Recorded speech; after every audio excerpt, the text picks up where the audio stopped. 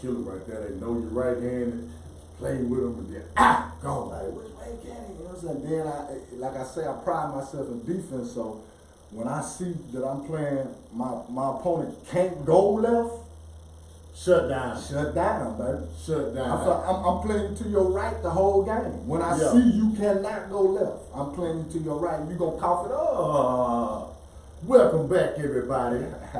This is the Press Box, man. I'm in there with my brother, second son. Walk with me. That's what we finna do. That's what we gonna ask y'all to do, man. I am Barleen. If y'all just heard that little, before we got on, we were just talking about a little hooping, man, a little basketball, man. That right. Something that we both, you know what I'm saying, indulged in. That right.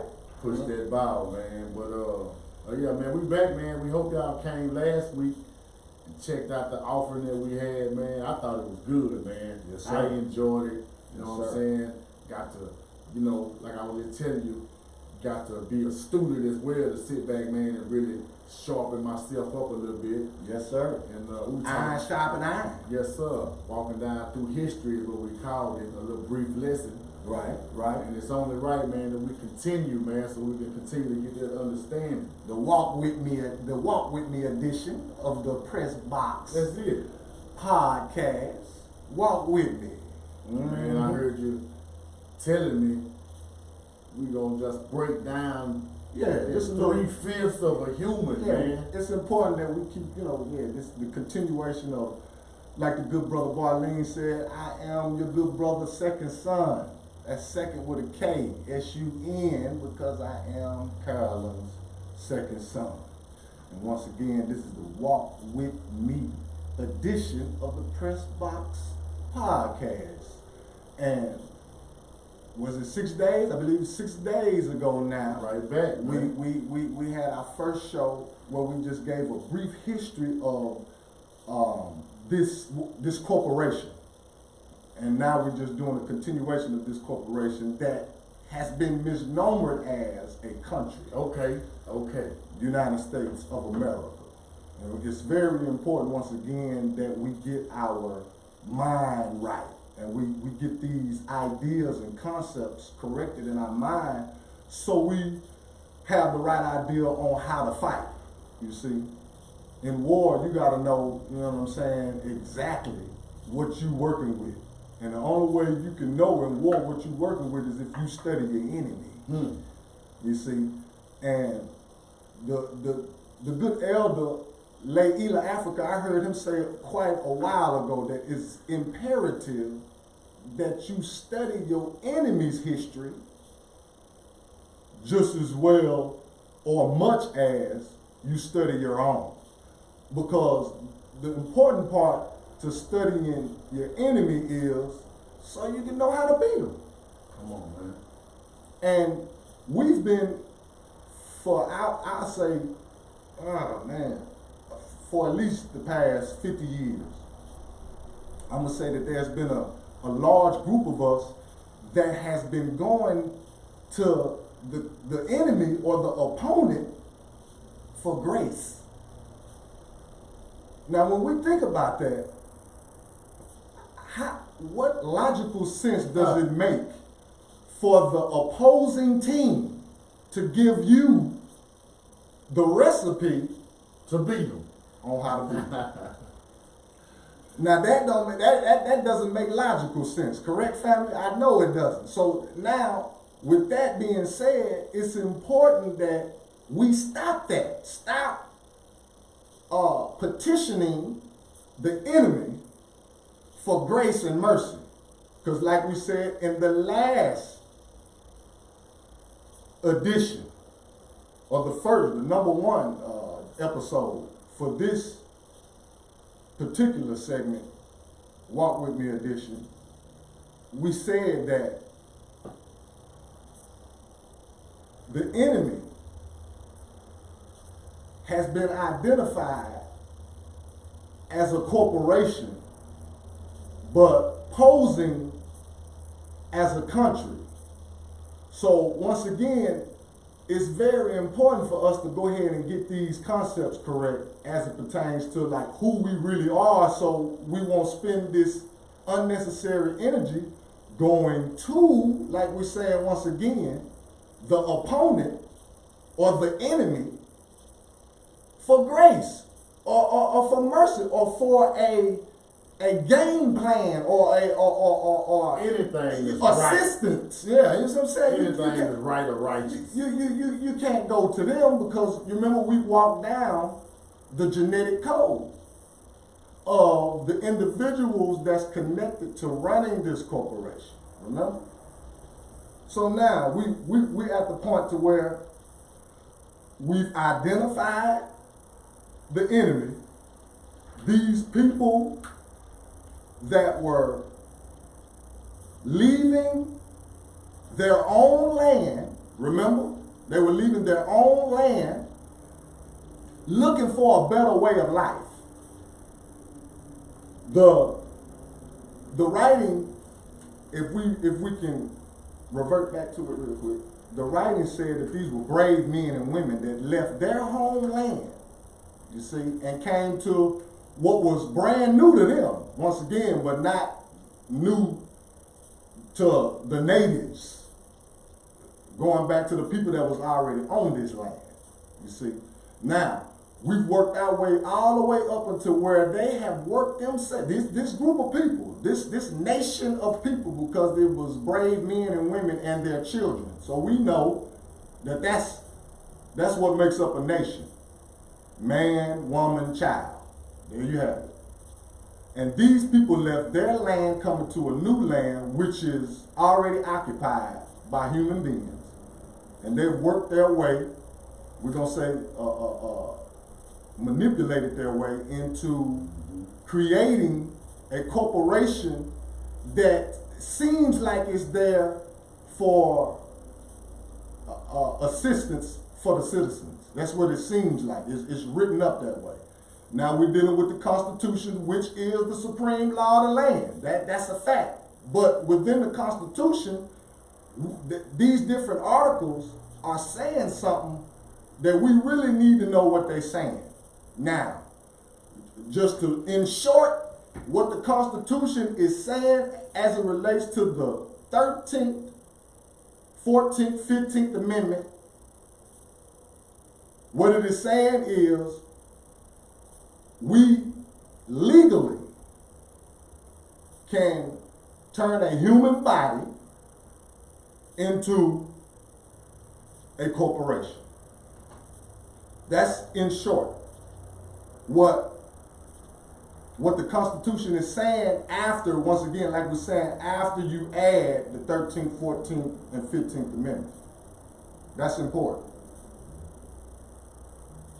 Because within those amendments, like we're saying, the corporation is legally able, not lawfully, see, we got to watch the language, but legally able to turn a human body into a corporation.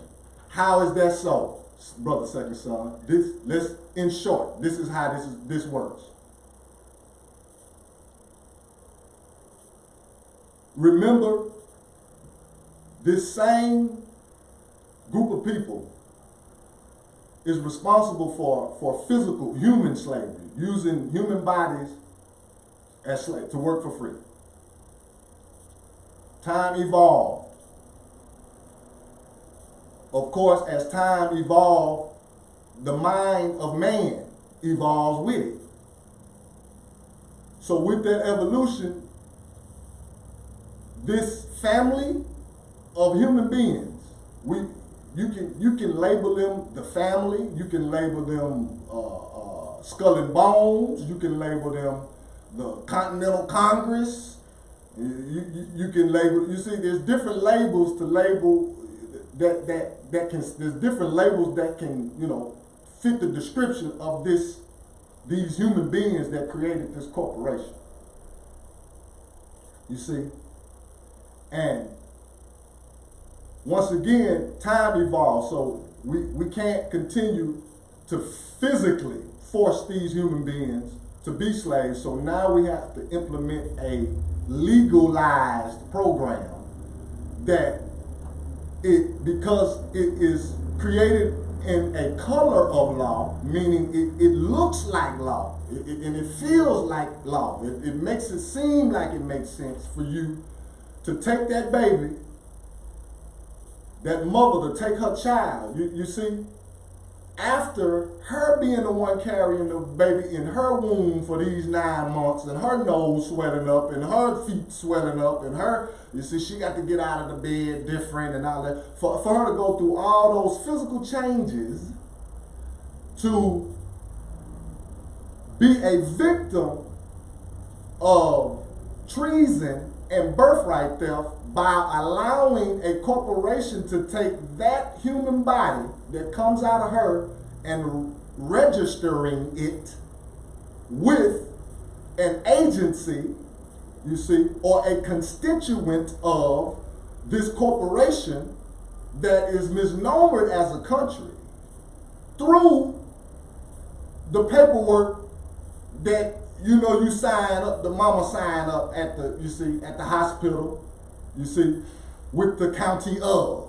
You see how that work? Now, when we talking corporate law now, you see, and not emotions. Once again, we're not dealing with emotions when we're delving into the curriculum of knowledge of self. There's no room for emotions. We got to deal with logic, and when we're dealing with logic, that means we got hard evidence. There's no making nothing up, you see. Now, we all know that when that baby is born,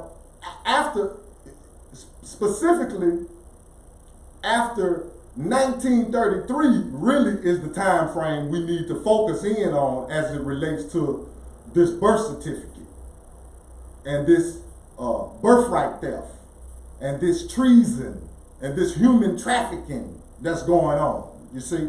Now, these are the issues that who I deem to be one of my spiritual fathers, Il-Malik Shabazz, affectionately known as Malcolm X. This is where, when he transitioned, this is the highlighted part of his movement and the focusing in on human trafficking. Before you get too far, what happened in 1933? In 1933, you have what you call a Federal Reserve System being formed. And within this Federal Federal Reserve System, it came a way of money exchange, or a way of how to create money. Up until this point, gold was the #1 currency, you see, internationally, worldwide. But 1933, once again, we're saying, now, once again, you do your due diligence on the timeline and exactly what we're talking about here. Don't take nothing I say for you know what I mean, for what it is. Yeah, check me out, as Dr. Bean would say. Check me out on it, you see. 1933 is when the Federal Reserve System was created, which in short meant that this corporation could now print up currency. They're printing it up now in the form of fiat. Promissory notes. Fiat being paper currency. Yes, promissory notes. Backed by nothing. Backed by, now, I'm glad you said that.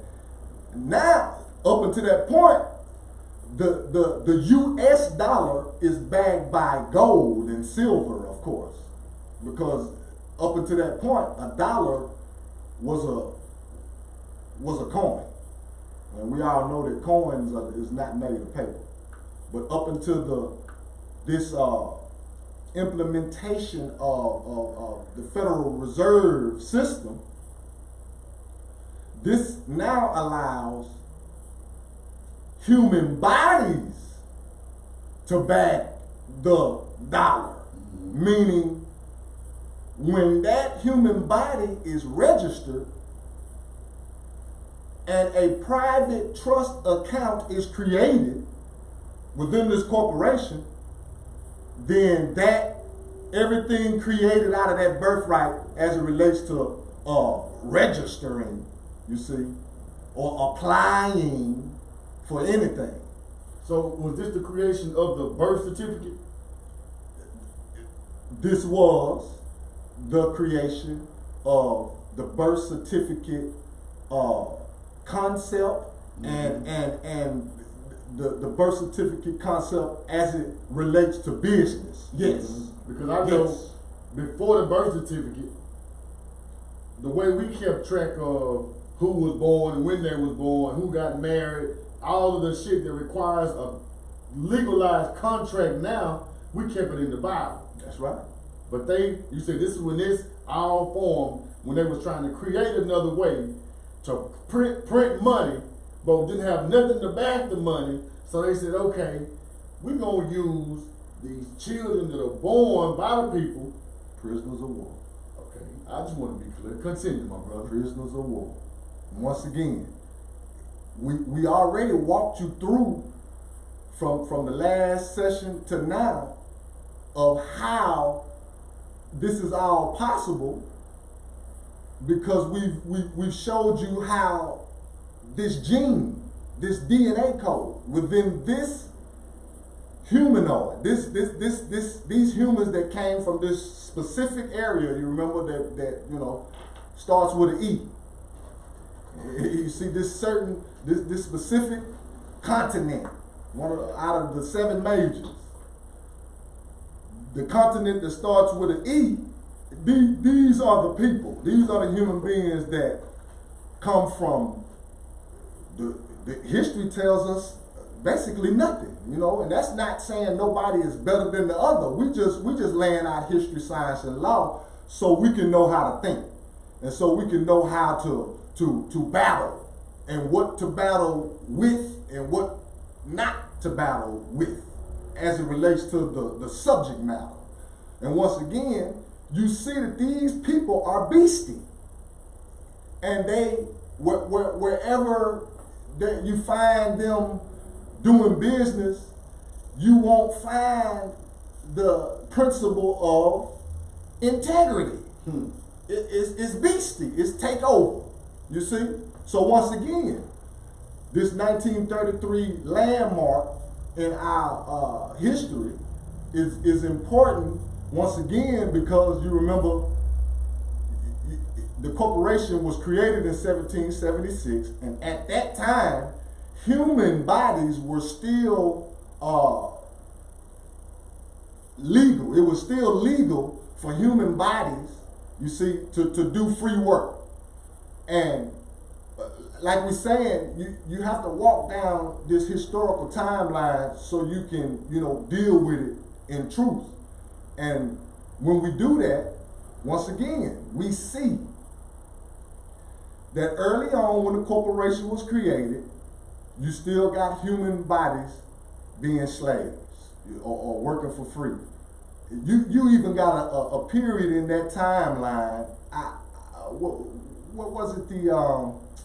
Was it 17? Oh man, the Casualty Killing Act. You have to punch it up and see the actual year. But the Casualty Killing Act, the reason why we're bringing that up, you can sit it right in this timeline of 1776 and 1933, just to show you still how this, you see, these human beings, how they think. The Casualty Killing Act is important here because it correlates with the Christian Black Codes of 1724, and it basically said, the Casualty Killing Act basically said that it's okay for me to kill a Negro as long as I can say that there was some type of conflict between me and him. That sounds like Rodney King. 1992. To where we saw with our own eyes human beings beating I mean, whatever the most horrific word you could ever think of. I mean, beating whatever they was trying to beat up out of a man. We saw that with our own eyes back in 1992. You see, and once again, we're just bringing that up because we want you to see how this you see this Caucasoid. Let's be direct. This Caucasoid gene, how it's something in it that's not godly, that is consistently throughout history showing us beastly behavior, lack of compassion, morals, values, integrity, etc. So that's why we laying it out right here, because the most important part to it all is we got to know that as we walking through this timeline, babies are being born. And babies are being born within this fearful vibration of these beasts. So the most important part of it all is dealing with it in a historical and scientific and a lawful way. That way we won't be dealing with emotions and saying, oh, but going to the enemy, begging them to love you a certain way when it's not genetically possible. You see that's our whole angle here. That's the whole goal of unraveling history, science, and law. You see, because once again, if you leave history alone by itself, you won't and you don't bring science and law with it. You do yourself a disservice. You won't allow yourself to be able to deal with what happened in truth. And what we're saying here is science and law is the karmic part of it, the cause and effect part of it. You see, when you bring in science and law and add it to history. You see, for one example is we all human beings, and we know as it relates to history, science, and law, we needed a womb to come from. That womb is our mother. The womb carries, you see what I'm saying, eggs within the fallopian tubes, etc., that needed to be fertilized by our father. You see, a male. So you see what I'm saying? We're going with male, female energy and what it can bring, and then the birthing of us. That's what we mean by history, science, and law, meaning you need a man and a woman to make a child. That's history, science, and law.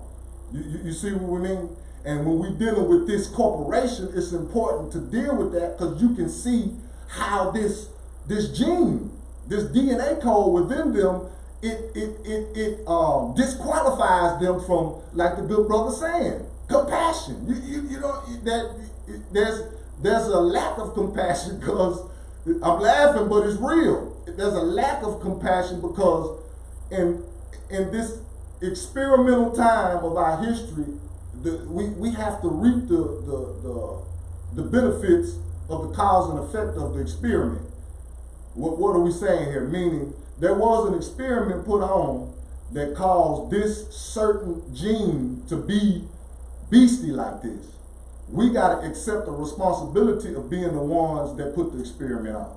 You see, and that's all we're saying. But now that we have the results of the experiment slap dab in our face, we have to deal with it in truth, you see, and unravel things like we're doing as it relates to this corporation, because our way of thinking came out of this. Why we do what we do came out of this. Because remember, 3/5 of a person is what you're making that child. Just to bring it all home and make it plain. Going back to this corporation, 1933, the creation of the Federal Reserve System, etc. The whole point here is that baby, you and I, our parents, you see what I'm saying, and a lot of their parents fall up under this vibration of 3/5 of a person. You see? And we have to know that this 3/5 of a person carries a frequency. This 3/5 of a person has been once again tricked out of its birthright. Meaning there's two pillars, P-I-L-L-A-R-S. There are two pillars that's missing within the birthright of this child when we say he or she is only representing 3/5 of a person. Your divine creed and your nationality are the two pillars that's missing. Now these two pillars are important because your divine creed is representation of this male energy or the father energy. Your divine creed meaning who is God, where is God, what is God to you. You see? Nationality, that pillar, is representation of feminine energy, your mother, because you get your nationality from the womb that you come from. You see, nationality, N-A-T, you have a naval, N-A, you see, naval, navigating, L, you see, you're navigating God after you come out of your mother and they cut the umbilical cord. That umbilical cord, it carries information, universal law. That's where your allegiance is supposed to be with the human being that umbilical cord was connected to. You see how that works? That's natural law. Meaning I'm supposed to pledge allegiance to my mother, not pledge allegiance to a corporation. That's what that means. Because she come with law. And I am all law manifested in the flesh when she gives birth to me. You see where we get Allah from? Allah simply means all law, meaning universal law, divine law, natural law, you see, cosmic law, you see, jurisprudence, etc. These are the laws that we're speaking of. And everything is embedded in our DNA code. When we say everything is embedded, we mean the instruction on how to live. You see, you know that child has to suck on mama's breast to get fed. You see, but 3/5 of a person believes that the corporation is the titty that it needs to suck on. You see how that works? Because the 3/5 of a person is in possession of his or hers mind, body, and soul. That's where you get the 3/5. That individual is in possession of its mind, body, and soul. But the question is the 3/5 of a person in control of his or her mind, body, and soul? The answer is no. That's why this 3/5 of a person concept comes into play. You see, with the snatching of a nationality. Because we, black, once again, no matter how, as it relates to political, you see, status. And when we say political status, we talking about, you already know, we talking about politics, government. So when we say the word black is not a nationality, and it's a color and an adjective, as it relates to jurisprudence, you see, black, Negro, colored, African, minor, none of that, none of those labels are nationalities. You remember we said in the last session that nationality is directly related to land, the people, a flag, a seal, and the Constitution or the bylaws, meaning how to do. This 3/5 of a person has been connected to, you see, the black or the Negro label that, of course, we know is tied to what we call our last name. And we learned in the 3rd, 4th grade that we all, we get our last names from our slave holders. We know that. Everybody know that. See, that's important that we dissect this thing correctly so we can know what we're looking at. That once again, birthright theft is what we're looking at. When you go to Genesis, you see, and Jacob and Esau, two twins, you see, twins in their mother's womb, one twin is asking the other twin to sell them their birthright. You see how that works? And once again, when we go into the law dictionary,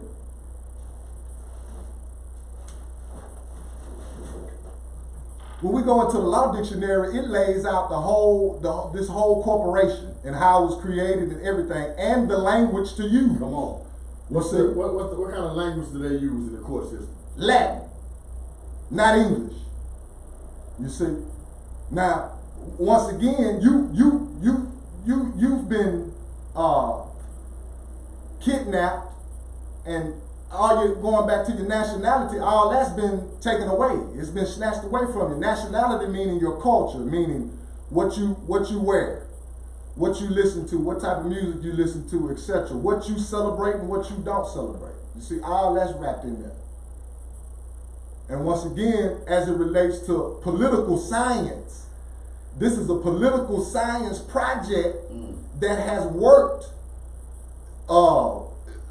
very good. Let's just make it plain on the minds of the people. Because once again, we won't take our time and unravel and get the literature and, you know what I'm saying, do our due diligence on this corporation and see how, you see what I'm saying, it was created, and see why it was created, so we can protect ourselves, so we can protect our birthright and the generations to come behind us.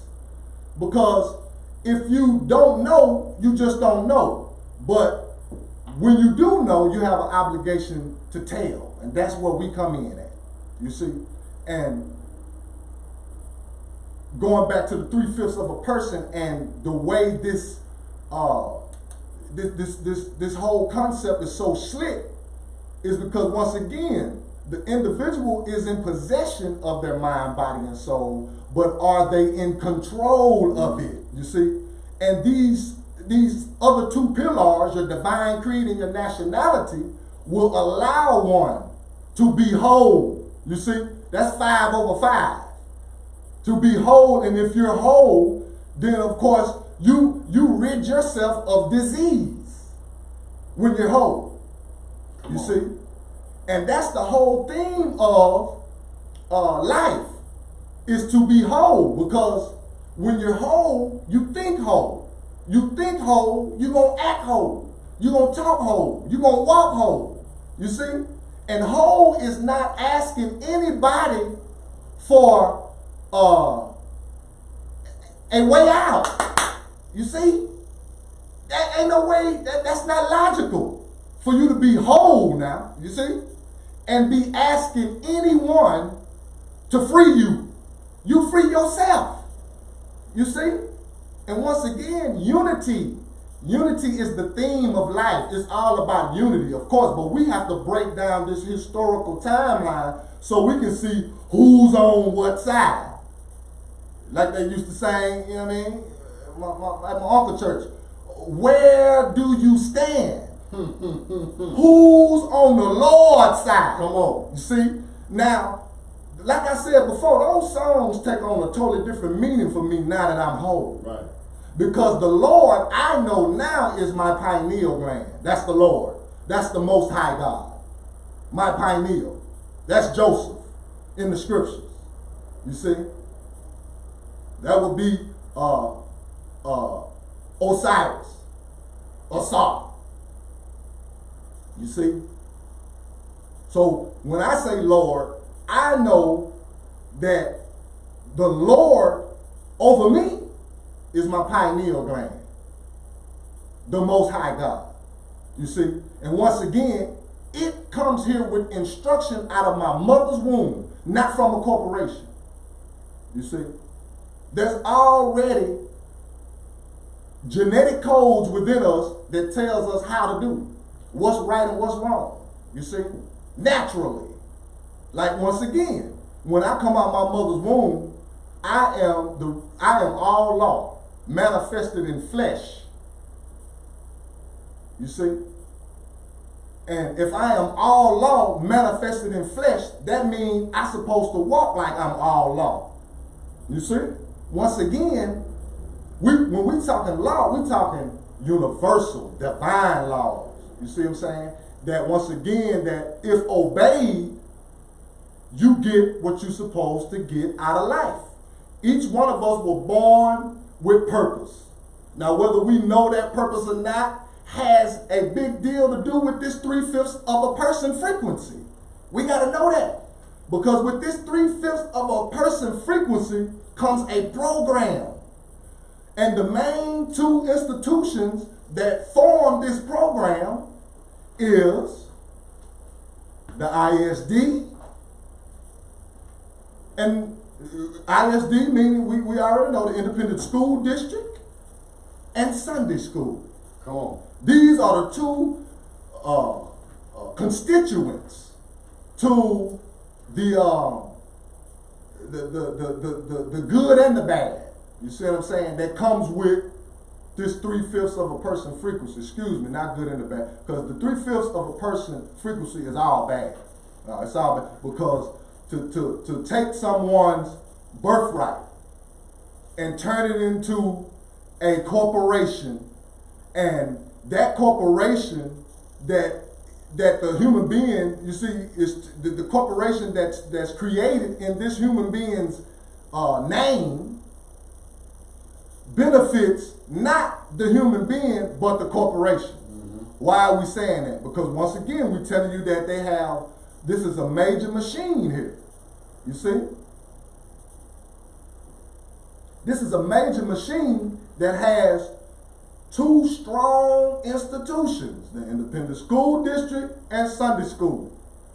And once again, teaching you your education and giving you your spiritual foundation. And these are two institutions that we go to our enemy to receive these informational instruction from. Yes, the opposing team. Once again, how is that logical? Okay. And once again, this same team, you remember, did book burnings. Mm-hmm. There was only one book that was allowed, and so let's be logical here. If there's only one book available, how can the people exercise their comprehension muscle? Because we know logically that the only way that you can work that brain muscle is if you do some reading. You see?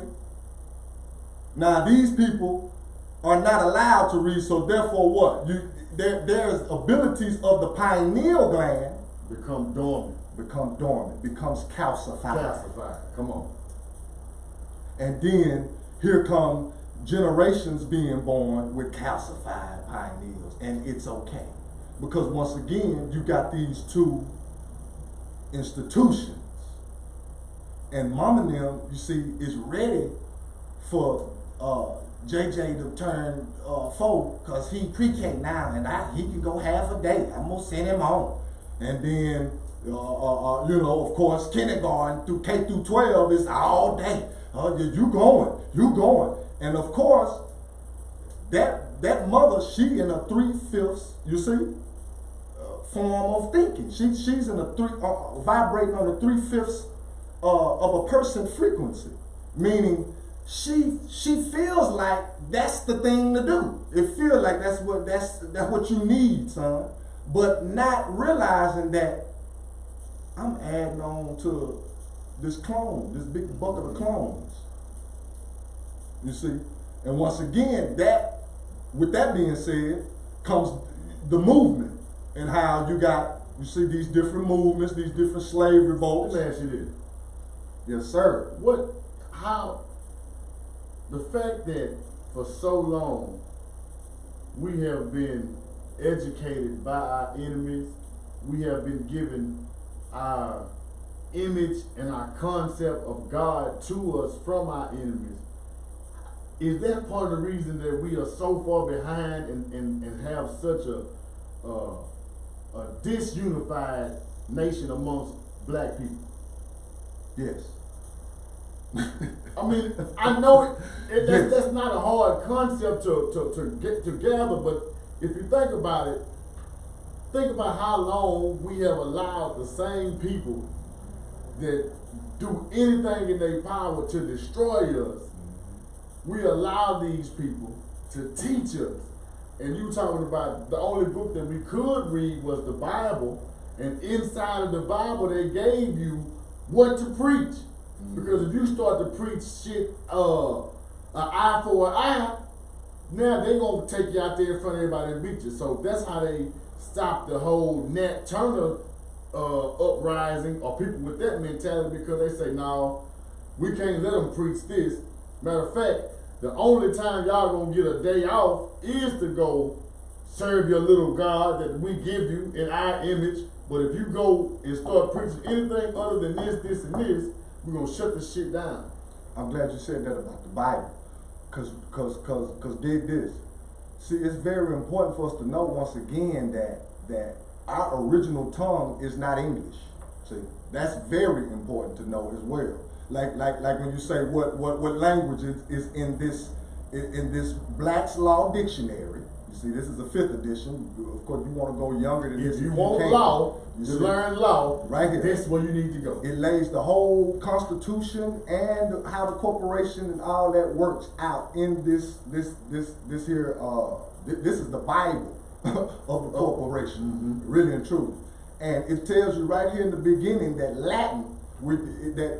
we're using Latin language because that is the original tongue for this landmass here. You know how you know what I'm saying? I got my first cousin and them girls, the female cousins of mine, that talk what you call pig language. I could never talk that stuff. But you know what I'm talking about. That's for a reason, because Latin was the original tongue on this landmass as it relates to a nationality and like the people. So why are we saying that?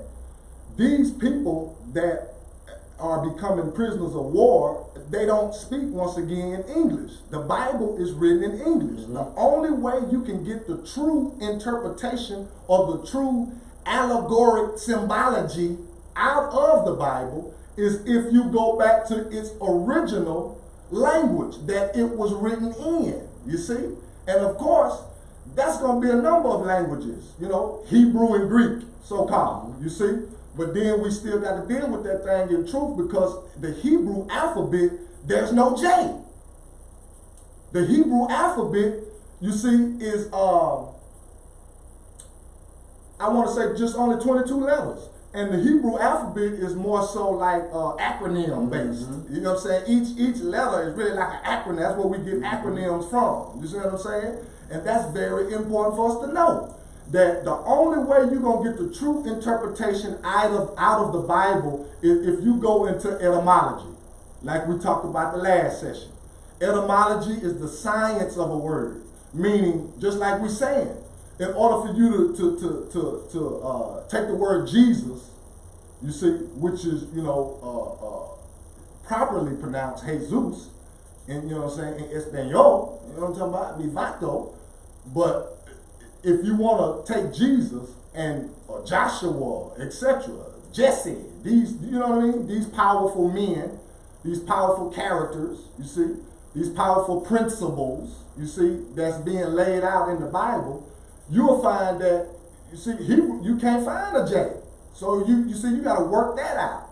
Not taken away from the spiritual, you see what I'm saying, frequency of what these names represent now, because once again, they represent principle. But the only way you can know that is if you go into the etymology of these words. And then we start talking metaphysics. You see what I'm saying? To be able to get the metaphysical definition out of Moses. To define, you see what I'm saying, Joseph, Mary, Jesus, you see what I'm saying, all these characters. You see what I'm saying, within the Bible. The only way that you can be able to define them in truth is metaphysics. You get their metaphysical definition in what they define. Because, once again, going back to these ancestors of ours that were, you know, just had this one book, you're still limited. Once again, you see, because we have to deal with all of this. Like, yeah, this is not their original tongue, so therefore it's going to take more time to, okay, go find this language, okay, this is Hebrew, okay, and this is the Greek, You see what I'm saying? And okay, this is how we, you see what I'm saying? Pronounce this, etc. This is what this really means. That's a whole process that they ain't got time to go through because they ain't got but one book. So they can't go to another book. You ain't no punching up nothing. You see what I'm saying?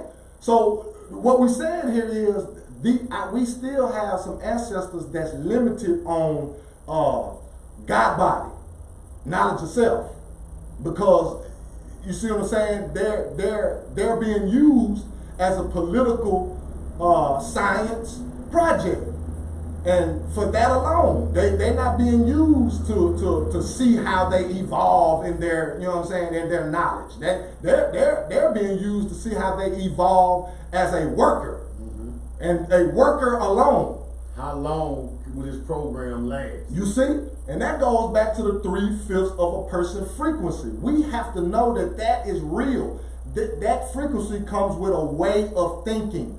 You see? The reason why you believe that you're supposed to say Happy Thanksgiving and pop firecrackers for the 4th of July, which is called Independence Day, not knowing that the independence was about a corporation being independent. Remember, if y'all go back to the last session, this is what this story was all about. That a corporation was forming independency because they are beastie and didn't want to follow the rules of the organic way of doing things on this landmass. They didn't like that. It was too slow. It was too, it involved too much integrity. It involved too much compassion. Because originally there was a treaty of peace and friendship signed on this landmass. Meaning you can do business here, European, but these are the rules and the guidelines in this peace, in this treaty of peace and friendship. But of course, when you got that sellout principle, remember we talked about that is available to all human beings, is some sellout tribal members. You see, when you do your due diligence, that sold out another people because they thought they was about to get some, and then they ended up getting pushed off on a reservation, and it really didn't turn out like they thought it was going to turn out, as we can see today. You see, and then the corporation will trick the quote unquote Indian into talking about some, you know what I mean? We'll pay this if you hush, etc. Casino money and shit, right? You see, it's very important, man. Once again, that we know who we are. Because therefore, we won't be going, you see, not everything that we laying out about this corporation and how it operates. Because once again, it's legal. Like we was talking about earlier off camera, the Ku Klux Klan, we got to know this family. The Ku Klux Klan is a legalized Christian organization. We have to know that. Once again, that's why when you see the picture that circulates with them at I don't know if it was a church or not, in Oregon, I believe it was, like one of their first grand meetings of the KKK on this landmass. You can punch it up and see where it got Jesus saved. All them KKKs, all them Ku Klux Klan in the hoods, etc. They in like I said, I don't know if it was a church or not, but got the sign Jesus saves back there. Because once again, that Jesus that the KKK is talking about is a principle, not a human being. That principle meaning peace. Jesus is the Prince of Peace. Remember? You see? The Rose of Sharon, the bright and morning star. You see? Once again, you have to be on the right side of law so you can know how to deal with this beast. You see? That shit, man, that shit runs so deep when we're talking about the whole 3/5 of a man concept, because that's saying, for one thing, that's saying somebody who got themselves in a superior situation with us tells us, y'all are not full man. You only 3/5. So that's already giving us an inferiority complex. So now we don't even see ourselves as not only equal, but we got you on such a pedestal where we say, well, damn, we'll accept your education. We'll accept your idea of God, even though it don't look like us, even though we're praying to something that we ain't never prayed to in our lives, because again, this was a religion that was really beaten into us. You know what I mean? This the whole Christianity religion, which we can also go back and say, well, this goes back to the Coptic church that was also a black institution. What is it? The Ethiopian. Mm-hmm. So it's not a knock against per se the Christian religion, but the way it was fed to us, it automatically took us from our Godship. Yes. You know, it put us in a secondary where now I gotta go through you just to get to God, and that you was Jesus. And that goes back to who is Jesus, because it wasn't even a letter J in the alphabet at the time they gave us the book, or when the time the book was created. They made it up. So and I mean, like, we 400 years into this thing, 400 plus years into this thing, and we still go to our masters, quote unquote, with our hands out, asking them to be our savior.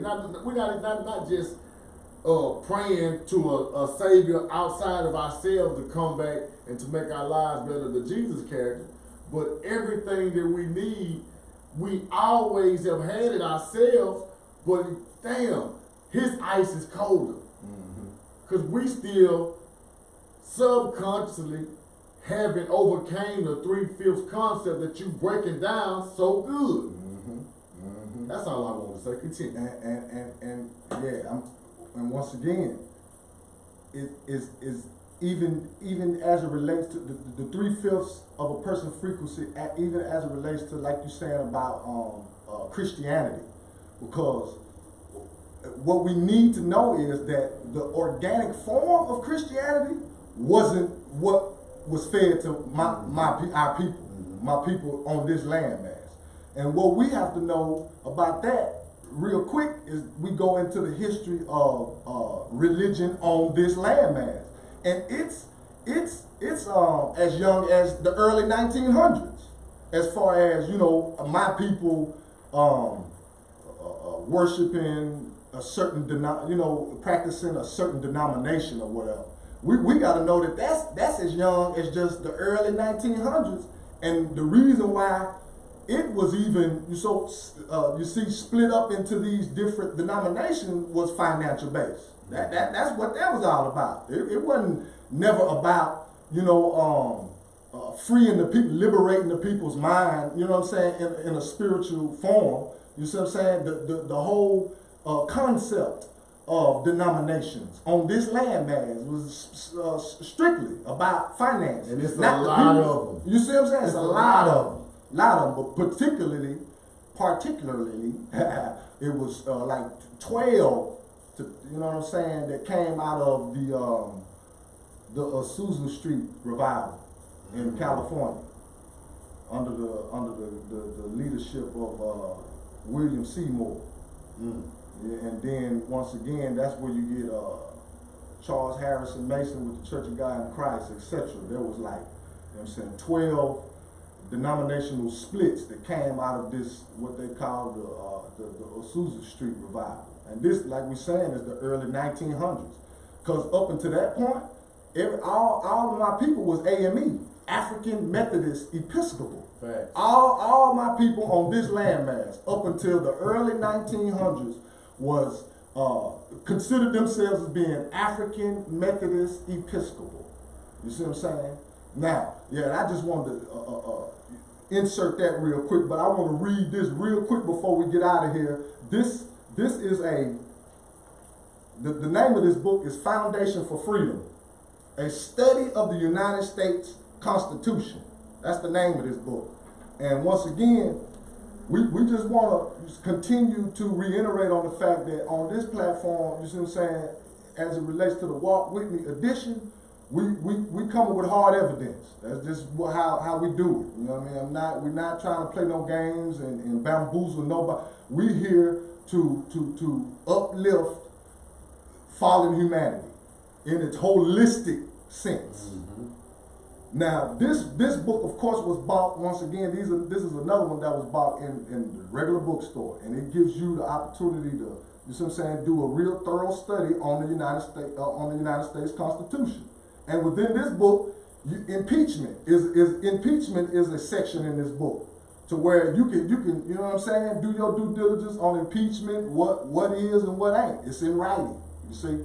Well, I just specifically wanted to read this one section because this, like I told, we was talking earlier, this is a very important lesson for the family, this 3/5 of a person concept, for us to get that down so we'll know, you see what I'm saying, what we really dealing with here.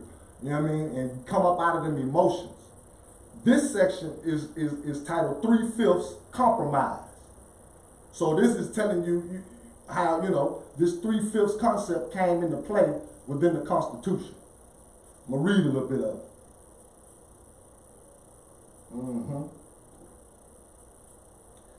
During the discussion of the Great Compromise, a cleavage between the northern and southern states developed due to the latter's demand. That's the southern states. You see, when they say due to the latter's demand, that's the southern states. Because remember, the last session we had, the good brother was going into how and why the Democratic Party was even formed. That's the South. And like the good brother alluded to about the KKK playing a role in, you see, the southern part of this thing is right here in truth. And we about to show you why. Because that's where the 3/5 come in at. During the discussion of the Great Compromise, a cleavage between the northern and southern states developed due to the latter's demand. When population was substituted for wealth, see, population was substituted for wealth. That means human bodies was substituted for wealth as the basis of representation, for representation of its slave population. Talking about the South. The economic interests of the commercial northern states, see, the North was about, you know, it was in a commercial frame of mind. You know what I'm saying? That's where you get these, you know what I'm saying, these plants like Ford, General Motors. Yeah. You know what I'm saying, up north. The economic interests of the commercial northern states and the agricultural southern ones, see, agriculture goes, that land down south, you see. Once again, down south is where the majority of the physical slavery went on, you see? Right. You see? The economic interests of the commercial northern states and the agricultural southern ones now came into conflict. Because there's two different ways of getting bread. And one is feeling like they can't get it that way, so we need to come up with another plan, how we can get it like y'all get it, you see? Two principles already accepted by the convention created the need for the second major compromise. These principles were that Congress had been granted the power to levy taxes and that representation in the lower house of Congress would be based upon population. The problem involved the way in which slaves in the southern states would be counted. Southern delegates demanded that slaves be counted for determining representation, but that they not be counted in apportioning direct taxes. Delegates from northern states loudly objected. You see, because from the north, they didn't have no physical bodies to represent. The South had the bodies to represent. You see, they argued that slaves should be counted for purpose of direct taxation. See, so what they're doing is they're saying, hey man, the South need to be taxed on it since they making bread off their work. Since they're making bread off these human beings' work, they need to be taxed on it. Since they were considered property. But should not, look at it, let me go back. They argued, the North, they argued that slaves should be counted for purposes of direct taxation since they were considered property, but should not be counted in apportioning representation in the lower house of Congress. Fiery debates followed. Elbridge Gerry of Massachusetts sarcastically contended that northern states should be granted the right to count horses and cows in apportioning representatives if the southern states were allowed to count slaves. You see how this is basically what we was trying to get you to see here with the 3/5 of a person and how it was birthed. The North was saying, as you can see, well, since I got horses and cows, then I should be able to count that too on my taxes. You see? So out of this birthed, out of this this war, because once again, this war is still going on. You see what I'm saying? And we, as we can see, the human bodies are prisoners of war.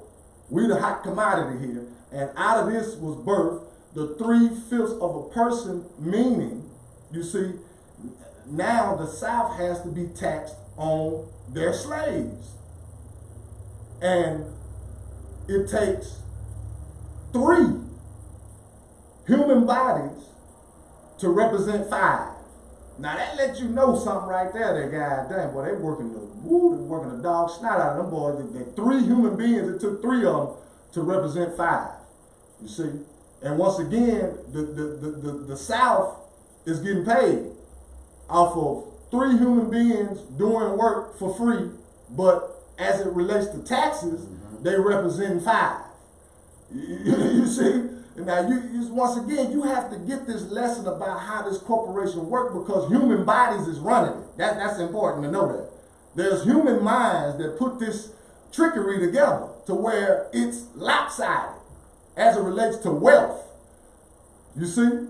Because this 3/5 of a frequency causes you to still have that mindset of working for them, you see?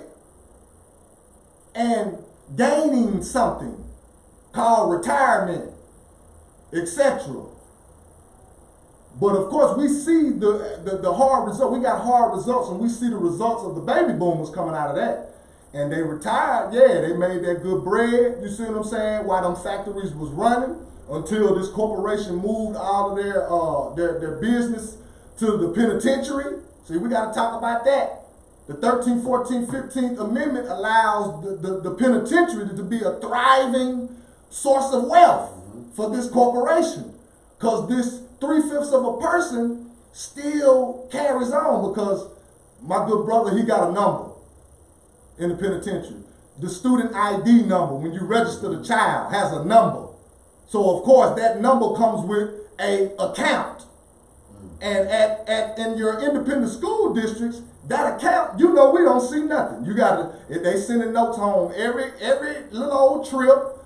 They ain't paying for nothing. But when I register, you see, when you register your child, it's obvious, people. It's obvious, family, that account is set up because they get a student ID number. You see how this works? This is corporate law. See, now we're talking about delving back into the law dictionary and seeing how this corporation really works. So we can get in there and, you see, it's like Baba D. Gregory say, it's a game. But you have to know the rules so you can know how to play the game. Like we were talking about earlier, we both represent the PGs. We play point guard. You see what I'm saying? Now, we know as a point guard that they waiting on us to take the ball out. I can't, the rule is, you see, the rule is I can't leave my postman out of bounds waiting on me to throw the ball so we can go on and get this thing going. That's outside the law of being a point guard. You see? So therefore, I need to be there waiting on the ball. That's all we saying is, once again, you need to know the law. You need to know the rules. So you can get that ball and do whatever position you play. You see what I'm saying? We're in the press box. See? We looking down, we sitting up high looking down low, calling big plays. It's rules to it. You see? The press box, the whole concept and all. It's rules to it. We need to know what the game is, what this is we playing. You see? Okay, this is what we can do and this is what we can't. But you can't go to the enemy for it. The enemy not going to show you, not going to pull out the chalkboard and line up what, you know, okay, this is what you need to do right here. And he will. You need to get a thorough knowledge yourself. He will, and that's what he's been doing. And that's why we steady in last place. Because we're allowing his blueprint to be our go-to shit. Yup. Going back to, we got a pure representation by the baby boomers of what that work to my back, you know what I'm saying, to my knees is out. How long is that period? That period from the baby boom? Yeah. They start, those are the babies born, I believe, like the, I'm gonna say late 30s or the early 40s.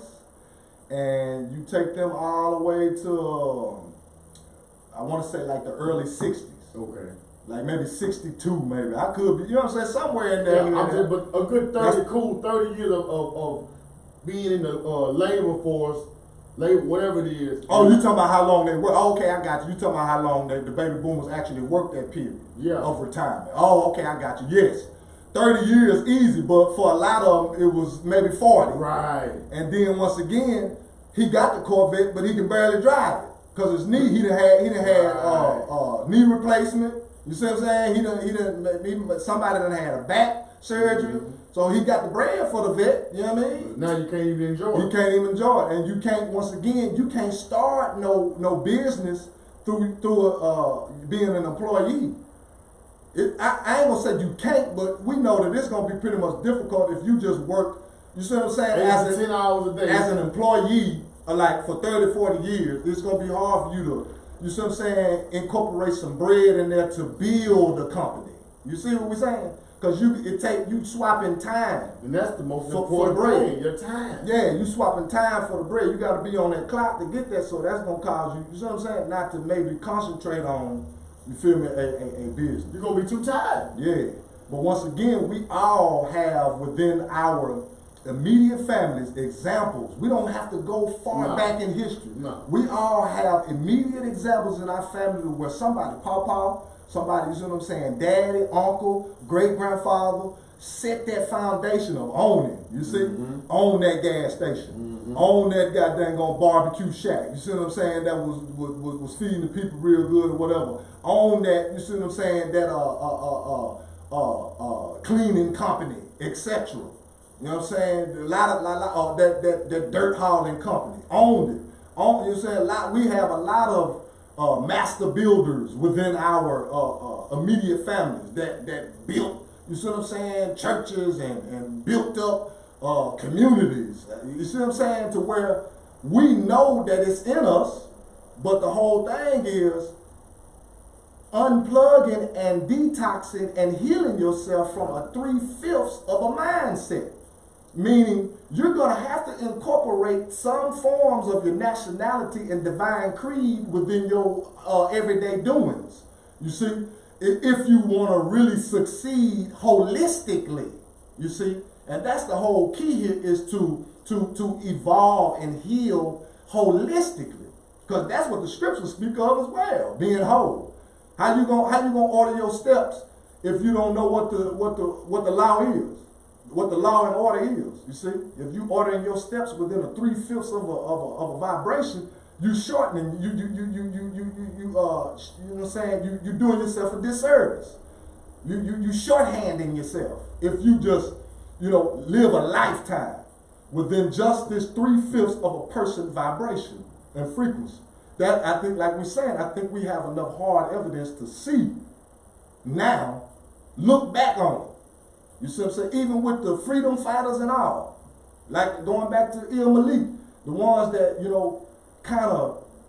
they weren't doing it on purpose, but neglected their finance, their financial legacy on fighting for liberation for the people, but not realizing that the people ain't always, you see what I'm saying? I don't want to say worthy, but the people ain't always, you see what I'm saying? Seeing it to be important for the leader, for you to, you see what I'm saying, really sow seeds into them, you see what I'm saying, etc. To where you showing appreciation for them versus just, oh yeah, that's felt good, say that. You see what I'm saying? You see what I'm saying? And I say a lot of the freedom fighters, I see how they lost, financially as it relates to their legacy to where you and I, we know better now. You see what I'm saying? Where we, there's going to be a limit. There has to be a limit to where you go and what you do as it relates to, how you being appreciated and supported. Yeah, I think we, you know what I mean, we got a real good blueprint on how to really do it now, because we got enough hard evidence, you see. And once again, this 3/5 of a person concept, this is what Il Malik, you know what I'm saying, peace be upon him. This is what Il Malik was talking about. We moving into human rights, because your civil rights, you're born with them. And of course, we go back to that time frame of, you know, just our ancestors only having the Bible, you see, so that's going to limit your education. And with that being said, you see, we see that there were certain you know, chambers of the knowledge of self that they couldn't go into, because, you see what I'm saying, and that civil concept is one, because civil rights is something that you're born with. You don't ask for that. You know what I mean? And of course, like we're saying, Il Malik, that's where the movement, as far as where he was and his state of mind when he transitioned, he was with, you know what I mean, the international scene, taking it to the international scene and focusing on human rights, because we know that 3/5 is that's not whole, so that means that can't be human. That can't be humane. If you're causing a human being to operate less than what they are born with, you see what I'm saying? That lets you know that that's some type of trickery in that, and that's not you're limiting your power. That's logic, right? It's obvious. You 3/5. You're not whole. And once again, those other two pillars are male and female energy. You see, male being divine creed and female being nationality. That's important, you see. And then we go from there. And like I was telling you earlier, it's very important that we lay this foundation down first, because anywhere else we go with the conversation as it relates to knowledge of self is going to be confusing to, you know, those that we got to, do we call it catch up? You know what I'm saying? That's what it is. We got them catching up? Yeah. Yeah, so for those that we trying to get them to catch up to where we are, yeah, we definitely have to lay this 3/5 of a person concept down, because once again, that's the program that we generally operate on this landmass. And we've been operating on that program, you see, since the inception of the corporation, 1776. And once again, you know, law has it to where, you know, language is important, and it's important for us to know the language that the corporation is speaking. Otherwise, we'll be thinking they're saying something else that they're not saying. So that's the whole, you know what I mean, the whole object of laying out this brief history and tying it in with a creation of a corporation. You see what I'm saying? And seeing why the corporation was created. You know what I mean? And why it misnomers itself as a country, because it's slick to do. You know what I mean? Pledge allegiance to my mother, once again, not to no corporation. My mother, I got to pledge to her because she held me in her womb. It was her fallopian tube, it was her egg that received my father's, you see what I'm saying, fertilizer that allowed me to hit the earth plane, not a corporation. So therefore, when I hit the earth plane, my allegiance should be to mother and of course father. You see what I'm saying? Because mother and father, they come together. That's the only way we get here. You see? And once again, it's laws that govern all law. You remember we said, when my mother birthed me, she birthed all law in a flesh form. There's instruction that come with that. You see? And once again, we don't get the instruction from the enemy on how to develop this child to be whole. Not the enemy. You get the instruction from the enemy to make a good employee / clone / you see what I'm saying? And don't misinterpret what we're saying when we saying employee. We know that all human beings wasn't born to be a boss. We already know that. The team is what make up the team. You know what I'm saying? People, everybody can't play the same position. But we know that within this 3/5 of a person concept that we talk about is way more employees being, you know what I'm saying, birthed and highlighted and congratulated than, you know, entrepreneurs. And once again, when you whole, you know who you are, and you won't accept nothing less than, you know what I'm saying, who you are, and that's, you go from there. And your petition is with God, you know what I'm saying, not with a corporation. And we contradict ourselves with that. You see what I'm saying? Well, I exclude myself from that because I don't play them games. But the majority of my people, you see what I'm saying, you contradict yourself on your belief. Because you'll say, you got, you see what I'm saying, Christian going, you got Christians, you know what I'm saying, casino going Christians, alcohol drink Christians, etc., that don't realize that you contradicting yourself because you saying, you see what I'm saying, that you're quote unquote a Christian, which means Christ-like, but you're indulging in activity that's detrimental to your health. That's because that's just a part of the social club game. Mm-hmm. We got enough knowledge to know a lot of shit that we was taught by or brought up on. We got a lot of shit enough knowledge to know a lot of this shit is bullshit. Okay. But the fact of Granny and them went by this, Mama and them went by this, I might as well go by it too. I'm looking at everybody inside of this social club, and it might be 2 people in there that's actually right or righteous. Gotcha. So I know I don't have to do all this shit that I supposed to be doing. Gotcha. And I can still get by. So you actually playing the game yourself, but you just playing yourself because you won't completely break it down and take it for what it's worth. You don't have to be 1,000% saint to go by the word that you're trying to embody yourself in, but you can't fake it though. Okay. You can't fake it. Because yeah, I'm glad you said that because the scriptures say God did not give us the spirit of fear. So how is the POTUS got you so scared? Because soon as the POTUS say something, do something, these people say something, do something, why is you in fear when God didn't give you that spirit? But look, this is another cold point too. Okay. Once you start to question the Bible, people get scared. Gotcha. They get scared of nervous. What if God Gotcha. is gonna whoop me? Right. For not going by this, that, and the third. That go back to the fear. See how they work? Right back to the fear. Right back to the fear. Remember, because fear was birthed in generations. Just scared. And so that fear just comes from nothing more than a lack of understanding. Yeah. Because you don't even understand what you have been reading your whole life, or what you've been told. Because once you start to read, and then if you open yourself up to more literature, because listen, you can't study the Bible alone. With the Bible alone. Thank you.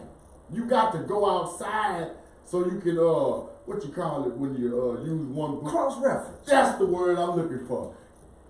All day, every day. I don't play no games about it. I got the cross-reference. So you can't be scared, man. You have to eliminate fear all along. You know what I'm saying? God and fear cannot occupy the same space. Woo! So either you're going to be scared or you're going to be in your God self. Woo! You got to pick one, though.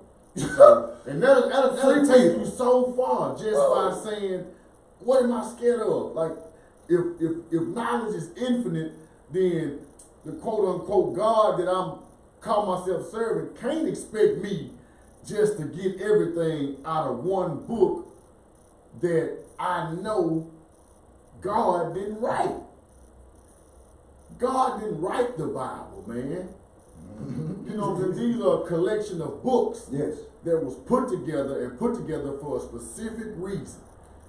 To give humanity instruction on how to live.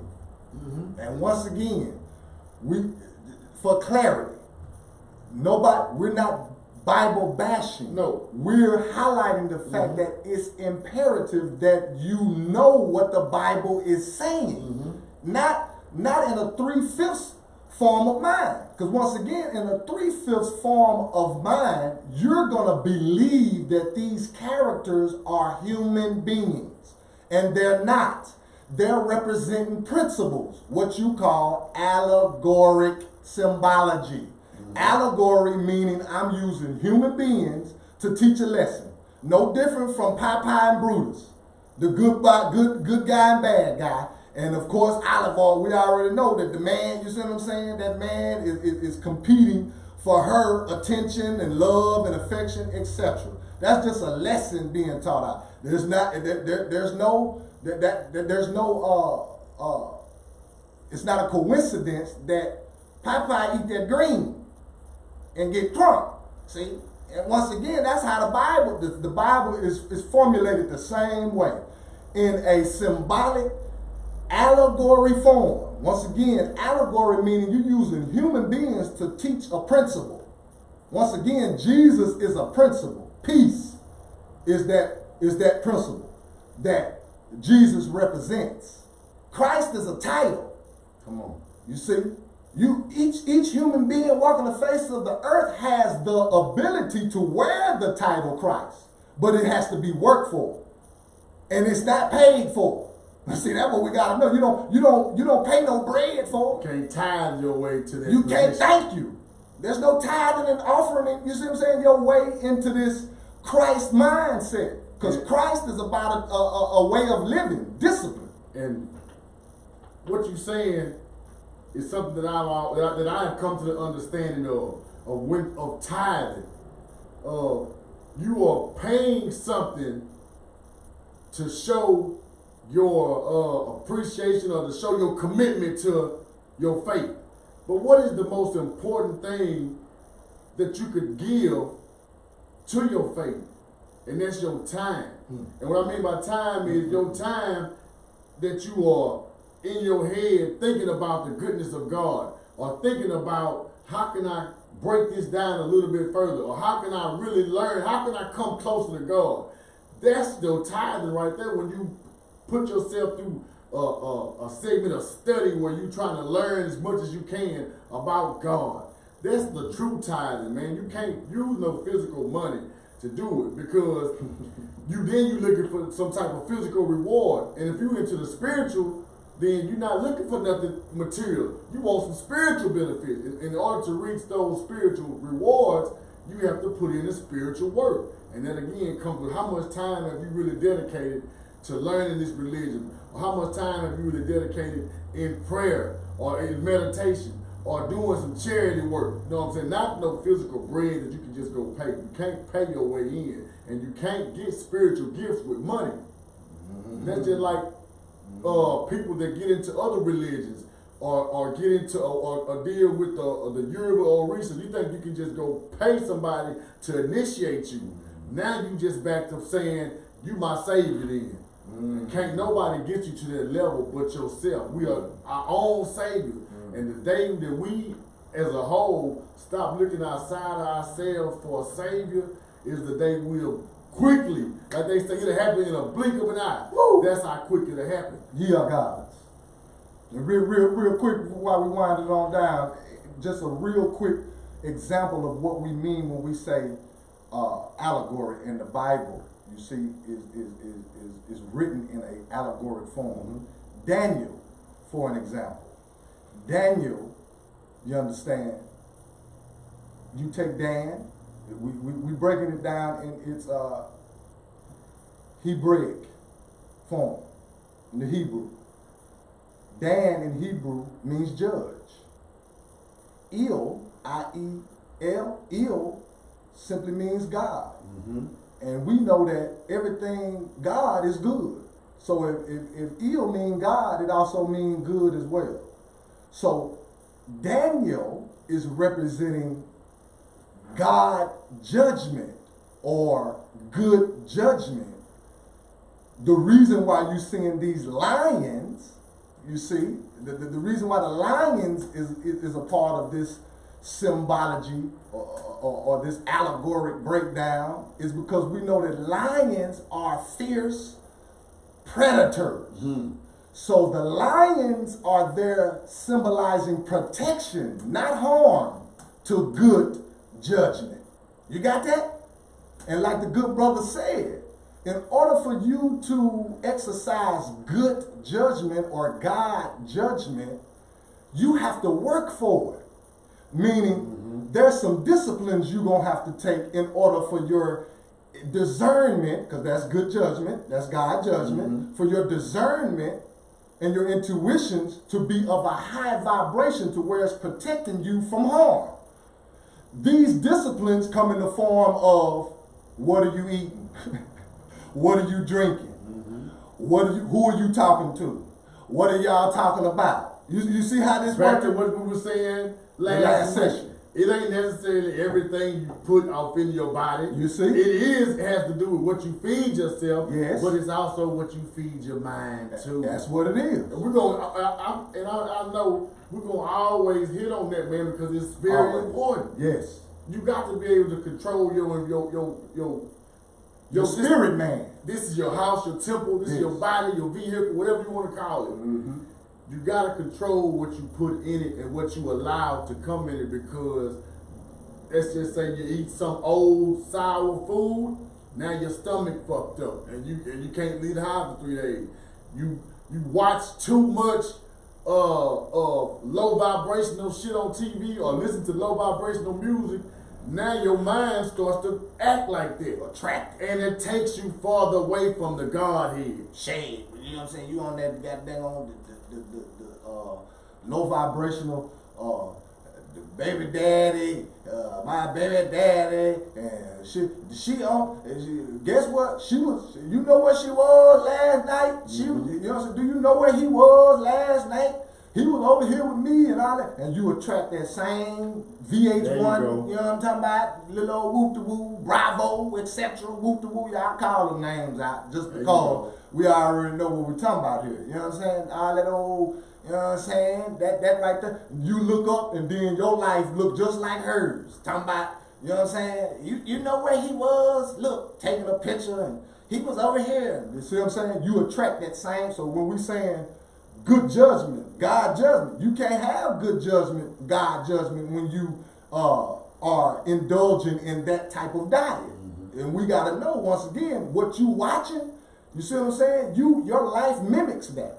Your life mimics that because, once again, like the good brother said, you're not actually eating, physically eating it, but your subconscious.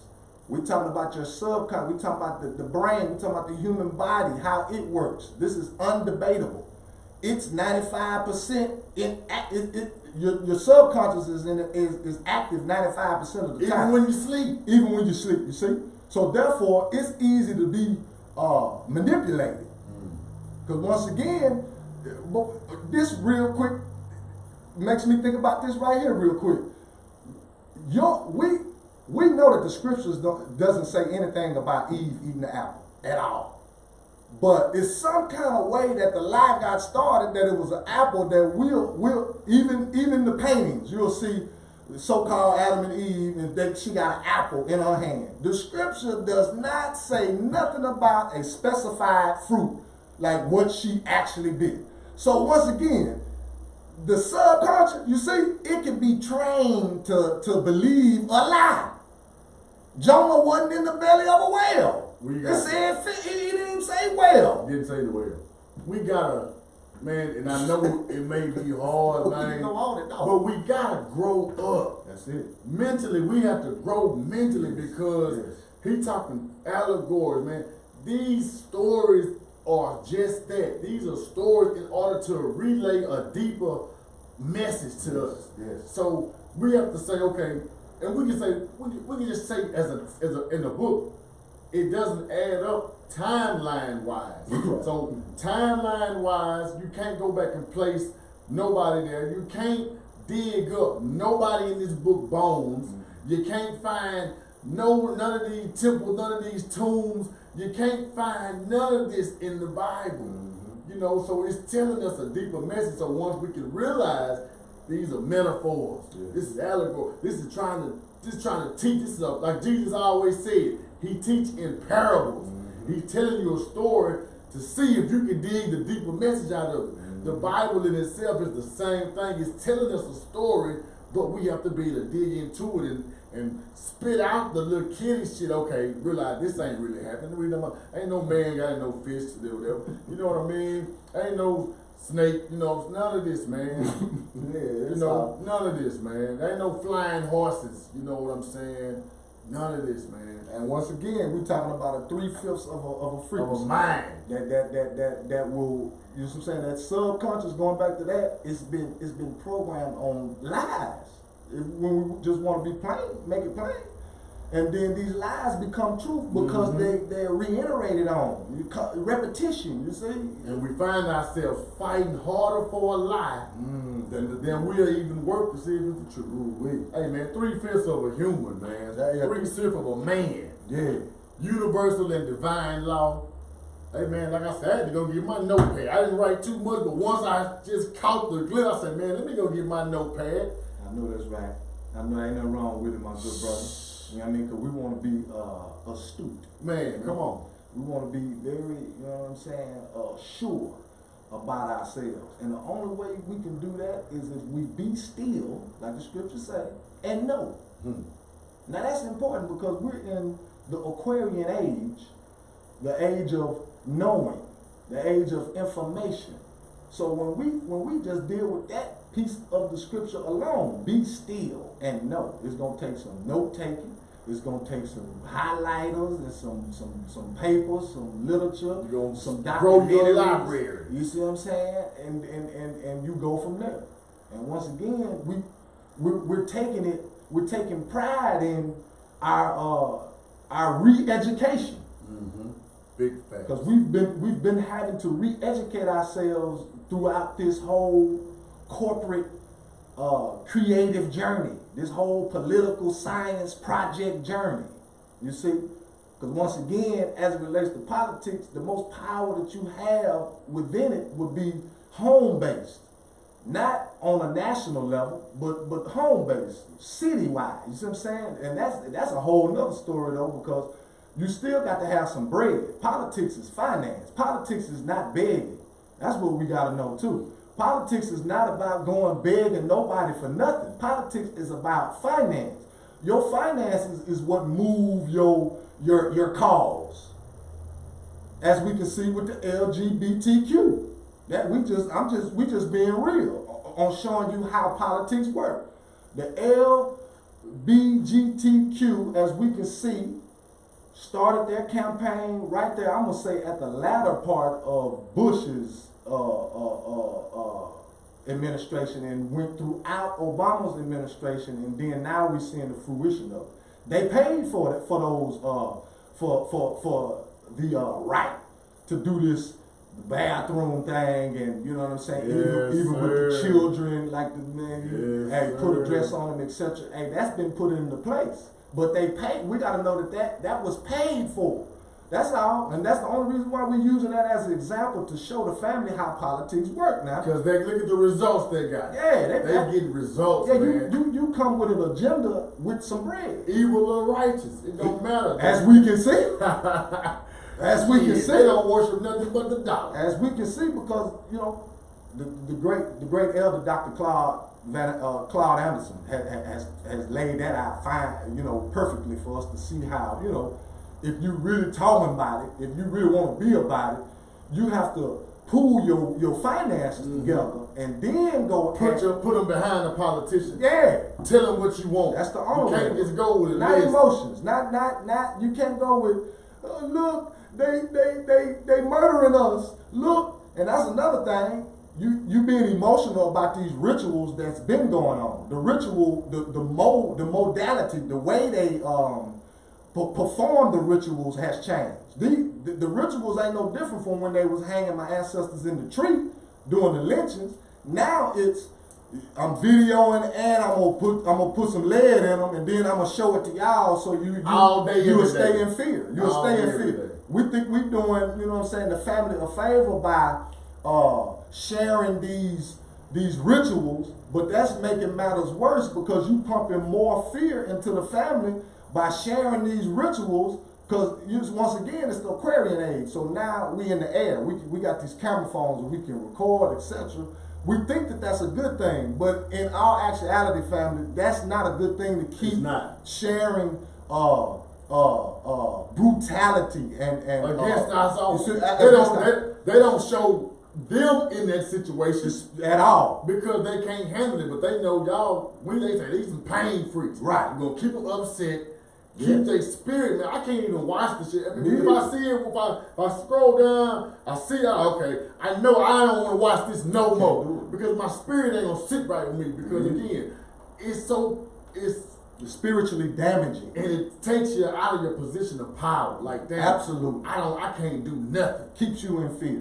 You see what I'm saying? And once again, we feel like, and I have to exclude myself once again from this because I don't do it.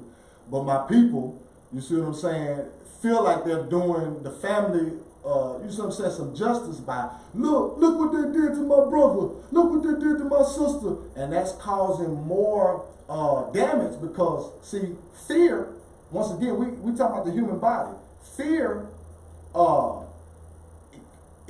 causes compromise within the organs. And fear contracts. There's a contraction that goes on within your mucous membrane. That fear ignites that mucus within your system. And when you know how the human body works, the less mucus, the higher the vibration of the body, or the higher the immune system, etc. So once again, if fear is igniting the mucous membrane and you see what I'm saying, causing these organs to contract and be compromised, you're doing, once again, a spiritual damage. I'm glad you brought that up because we're gonna make that something else because we got to talk about how all the emotions affect a part of your body, whether it be fear, anger. We got to get that in. Envy, all fear, these anger, things, envy. It causes an acidic effect within the bloodstream. And wherever acid and mucus is present, you have disease. Disease, man. I gotta take a minute, man. I gotta shout the family out, man. Candace Nelson, this is Deidre. The Peace, big family. bro, Kendrick Henderson in the building. Peace, family. Look, our big brother. Hey, man, we glad y'all tuned in. Starsky over here on the ground. Look, our skate. You know, we just Family. that's where it started. We It's working, a family. brother. It's a family environment. It's a man. family affair. It's a family affair. You know what I'm saying? Hey, man, That's you got how we gonna lock it up. words, man. Man, my parting words would be, let's just stay focused in on this subject matter that we have going on here at the press box. You see what I'm saying, with the Walk With Me edition. Let's just stay focused in on the family and let's strive to do better and let's continue to keep our thinking caps on. You see what I'm saying? You gotta put your thinking cap on and we're gonna think our way up out of this. You see? Like the good brother Napoleon Hill said, we're gonna think and grow rich. But the only way that you can think and grow rich is if you have good judgment. Remember Daniel? God judgment, you see? And your lifestyle is symbolic of these lions, you see, being protecting or being a protective force of your good judgment. It's your lifestyle, you see, going back to what you eat, you see what I'm saying, what you're thinking, who you're talking to, what y'all talking about, etc. And this is your good brother, second son, you see, signing out, that's second with a K, S-U-N, because I am Carolyn's second son. Peace. And as the songwriter said, free your mind and your ass will follow. We'll see y'all in a couple of days, man. Peace.